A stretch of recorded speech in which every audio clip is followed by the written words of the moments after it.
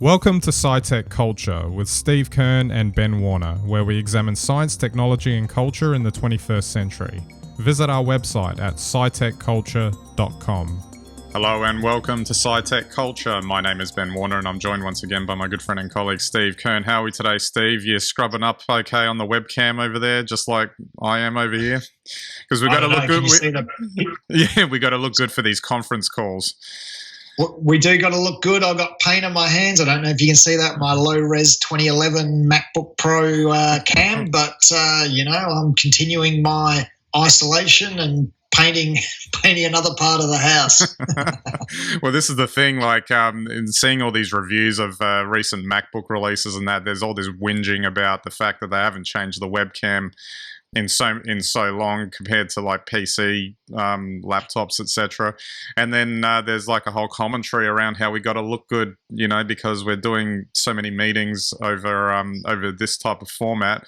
And it's like, well, maybe it's better that you've got the lower res camera then, because it's not picking up the imperfections if there are any. I was going to say, I certainly look better on the lower res camera, but I'll make one other observation because being an ex-media professional, I've really inspected the zoom on my high-definition large screen monitor. And I think because of the way Zoom works, which is it takes the slowest link and takes everyone but down to that, if you actually look closely, I don't know what webcams people are using, but the images are very soft. Yeah. So, I think you could have the best camera on your laptop possible. I think if you're on a Zoom with another 30 or 40 people, it doesn't matter. all that data's getting trashed along the way. Maybe the key is then to be in meetings where there's more than 30 or 40 people in there, just to make sure that you're all low res. Make sure you have a slow link as well. Yeah, exactly. All right, so let's jump into latest on coronavirus, which with the Australian government putting out an announcement, a three-step, two-stage lifting of restrictions. What I wanted to start with, though, before we talk about that, is just this idea of how that's communicated, in the sense that it was kind of presented as an announcement. This is what we're going to do. Oh, but hang on, the states will be free to implement these things on a timeline of their choosing, which obviously fits with how things have been going so far. But then you get like a variation of how each of the different states are going to be rolling back these restrictions, by and large, with Victoria being nothing's going to change, to some of the other states saying that they're going to be lifting restrictions, allowing groups of 10 people or more. Well, that's not or more, maybe just groups of 10, but that sort of thing, and various different things. What do you groups of 10 spread over 40 square meters? Yeah, that's right. What do you make of that? That it's been one of the curious phenomenons of this particular reaction to this scenario, that it's like multiple messaging to try and get the same point across, but all these variations that are occurring at the same time. Well, it is interesting, and I don't know enough about the global situation, but I would like to bring this up because while the situation in the USA and Australia are very different, it seems to have the same sort of situation where you have a federal response, but the states make their own regulations underneath that. And I'm not sure in Europe if it's been the same, whether particularly in Germany, like the government, the federal government, there makes one rule and it's universal. I don't know if there are differences in the provinces in various European countries, but it is, as you point out, a really interesting situation because it shows some regard that the federal government doesn't have a completely, free hand in determining how we close down or how we open up, but at least it's offering some sort of solution. Yeah, well, I mean, I guess they've got to, provide some sort of advice. It's not as if they can sit back and just, put their feet up and go, hey, let the states do their thing. But we've seen here in Australia, one state in particular, shut its schools, which in what appears to be the evidence that's available so far doesn't actually stack up. And, that state may be maintaining their restrictions now as well, while other states open up. And I don't know, is this a point where the expert nature and discussions around how we go about trying to return to some sort of normality is fraught, because there's different opinions on how it should be done?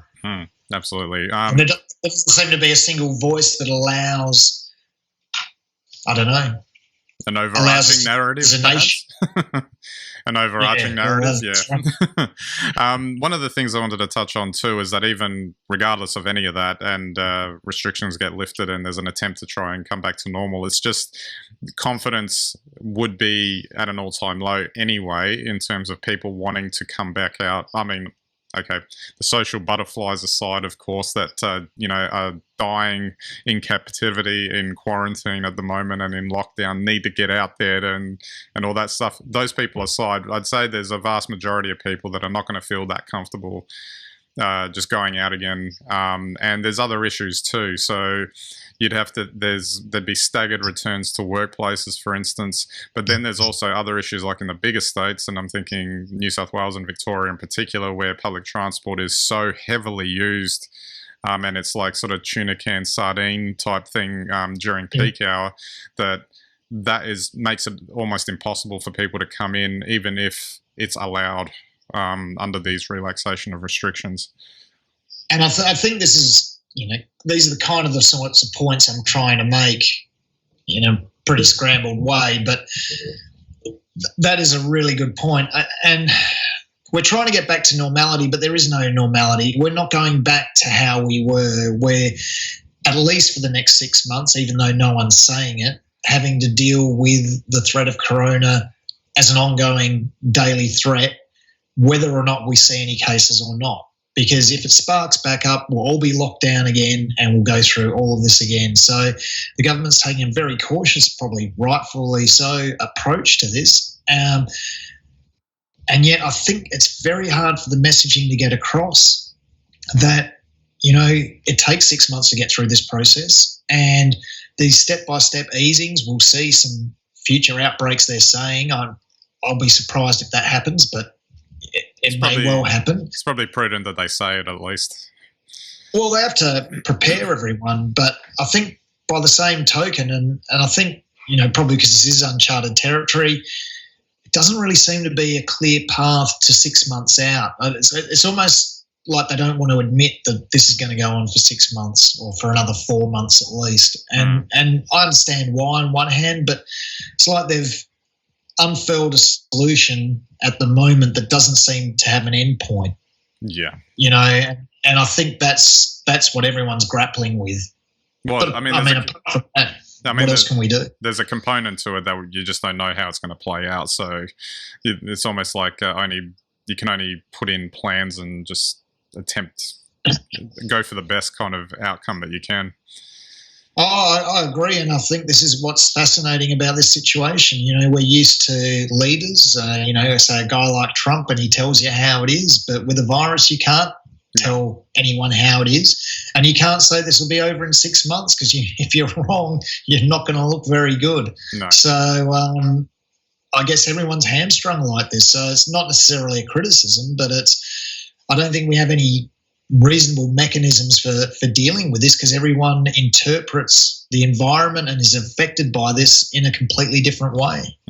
Some people probably love what's happening, others are probably terrified, and then there's probably a whole lot of us somewhere in between.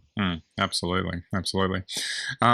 Just stepping sideways now, just to pick up another topic, which was this idea of the virus mutating as it spreads around the populace, and this there's that. I encourage people to have a look at this Next Strain website, which has a rather interesting sort of proliferation dynamic sort of diagram chart thing that they've got. It's a bit hard to describe without actually showing it, but essentially you can sort of hit play and it shows you across a timeline how it actually spread out, and it's really quite interesting. But there was as a sidebar to that, there was also an interesting article on the ABC where they were talking about the original D strain that came out had mutated into what they're calling a G strain, which was a potential. Well, I guess the jury was out on it whether it was more contagious, but even if it was, it would seem that that's the one that's been proliferating around the place. But it also kind of suggests that if it really was like a more contagious strain, that the social distancing was more important than ever. And if it had been the original strain, which was potentially less contagious, we might have gotten even more on top of it when the social distancing stuff kicked in. Yeah, look, I think there probably were a lot of people that predicted this right at the start, but nobody wanted to admit it until it happened. Now we're seeing this mutation, which means then now our only hope would be theoretically a vaccine. And if it ends up like the flu and it only works on, 3 out of 4 strains of corona, then, this will be the new norm. And that's not to, make it seem worse than it is, but I guess potentially that's what we're facing. So to see the mutation, it probably isn't unexpected. To see it be, probably won't be controlled by the same vaccine that would have controlled the D strain is probably not surprising also to a certain effect. But gosh, I mean, it's going to be a new world for sure if we keep getting news like this. Well, just on that, I mean, it's kind of inevitable that if the longer the virus stays out, the more likely it's going to mutate, the more likely it's going to get around the place. And then if I guess the thing that we don't know at this point, because we're too early into it, is whether or not it then becomes something like the flu, where it just keeps coming back, over a certain period, whether it's yearly or if it's seasonal or whatever. And we just, we go out for our flu shot, and now we're also going out for our corona shot every year. And that's what it turns out to be. Yeah, I know. And that would be the best case. So if you had a vaccine that controlled, 80, maybe 90% of a corona outbreak, then you've effectively got a herd immunity that would stop it being so lethal or so dangerous. And that's where we have to hope we can get to. But look, I think we all know that it's going to take 12 to 18 months minimum before we get that. And I defy anyone, a political leader or just an ordinary person on the street, to predict what that's going to mean for us in terms of daily life. I mean, I think certainly in Australia we've been doing a fantastic job of keeping our heads as best as we can and sort of trying to maintain some sort of normality, whether it's work, play or other. But, it's, it's in some ways a little bit unsettling. Yeah, well, might wrap it up there. And just as a final point is that I think it's sort of a combination of how the types of responses that we have in terms of fighting the virus, and then also having to deal with anything that it throws back at us along the way in terms of changes, mutations or whatever, and how that then affects future responses. So it's going to be quite an interesting little ride over the next little while. Well, if there is one positive out of all of this, we're lucky to a certain extent that corona is fairly innocuous, I guess, compared to Ebola or SARS. And I think the positive out of this is there'll be a lot more research into viruses, vaccines, and basically into outbreaks or pandemics such as this. And I think the good news story will be that when we emerge out of the other side here, we'll be a lot better equipped. And I don't think we'll ever see a situation like this again. Probably over another 10 years, we'll have worked out ways to really control this. Absolutely. All right, so don't forget our website, SciTechCulture.com. You can get all of our links and content there. You can subscribe to our YouTube, Vimeo channels, our RSS feeds, listen or watch us on any and all of your devices, and we greatly appreciate your visit to our website. All right, so that's it for this episode. We'll catch you next time.